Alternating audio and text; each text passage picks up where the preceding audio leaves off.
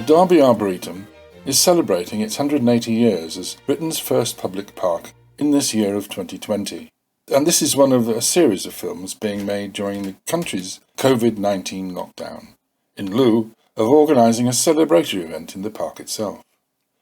The anniversary is 16th September, and it is at this time of year the Friends of Derby Arboretum holds its Lark in the Park festival, with live performances from poets, musicians, magicians and storytellers, supplemented by various stalls and games. But, alas, with social distancing impacting on large gatherings this year, the Friends group has had to seek alternative ways to mark the occasion.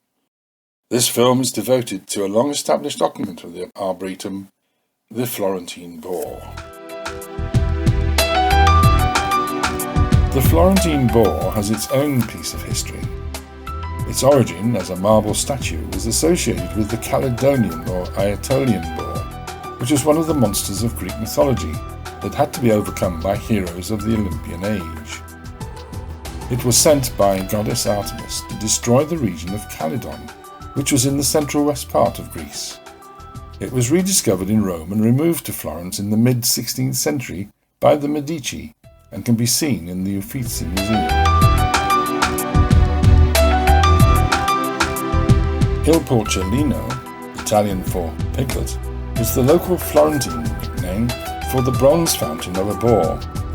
The fountain figure was sculpted and cast by Baroque master Pietro Taccia shortly before 1634.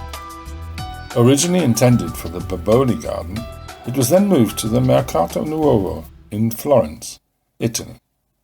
The fountain was placed originally facing east, in Via Callimal, in front of the pharmacy that by association gained the name Farmacia del Cinghiale, Italian for boar.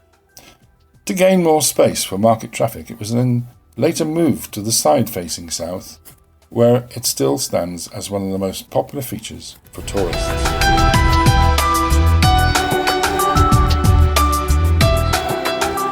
In 1806, Joseph Strutt commissioned sculptor and Crown Derby modeller William Coffey to make a ceramic copy of this boar, originally located in the gardens at his house in central Derby.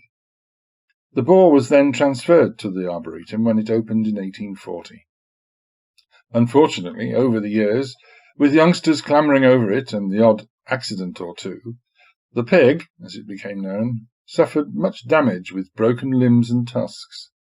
Although often described as stone, Coffey's boar was of hollow earthenware and not quite so robust. So, by the 1870s, the boar had to be removed for repair. It was returned again and again, requiring more surgery over the decades, until in 1896 the Arboretum subcommittee declared it had been taken away, as it had become a hazard to children. Newspaper debates followed, with comments like, "The timely demise of this horribly leering creature," and "This god among pigs must be preserved at all costs." But the popular vote won the day, and the Florentine boar regained his rightful place. Although regular repairs remain necessary, by the 1920s and 30s the old boar had become something of a Derby institution. But, despite being fully reconditioned in 1932, this version of the pig met its end. In April 1940, the boar's head was completely severed when a young boy climbed over it. It was considered an accident rather than vandalism.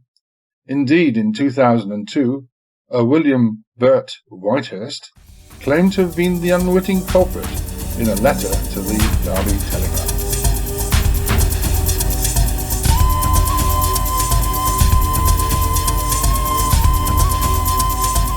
Eventually, the Florentine boar was broken up and removed to woods near to the Rolls-Royce Welfare Allotment Association's land.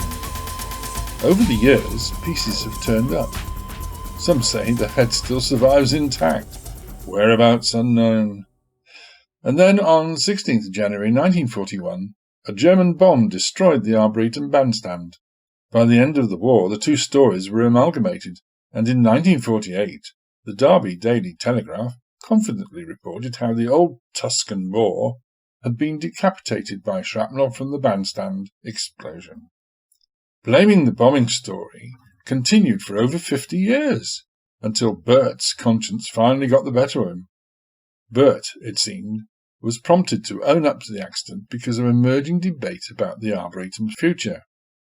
Since the 1970s, the Arboretum had started to decline, and the park began to receive increasingly bad press due to the growing patronage of undesirables, and so it almost became a no-go area.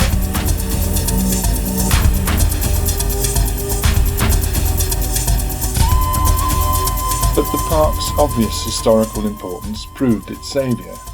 With the aid of a heritage lottery grant of £5 million in 2003, it was gradually restored. An earlier iteration of the Friends of Derby Arboretum, formed at that time, worked tirelessly to promote its new image. And early in the millennium, a campaign was launched to reinstate the Florentine Boar. It won the day.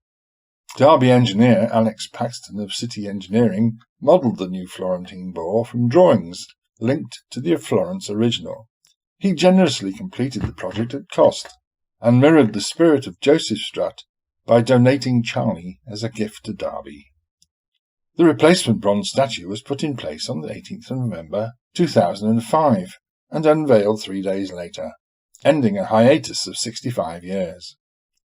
Charlie retains pride of place in its current location, whilst his Italian counterpart, now also a more recent copy, remains a major celebrity in Florence, and there are now hundreds of Florentine Boar figures all over the world, their noses progressively thinning from the obligatory rubs for luck.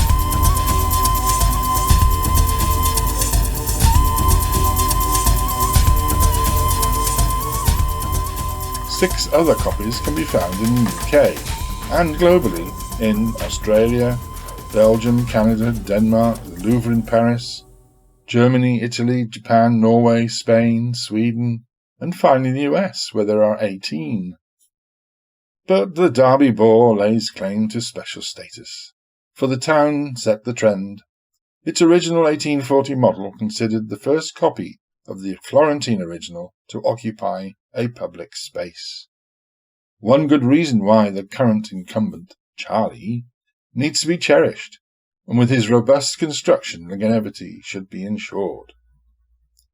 In 1934, the Derby Daily Telegraph described the original Arboretum Boar as having a quiet, complacent, reposeful attitude, unmoved by the doings of men and nations.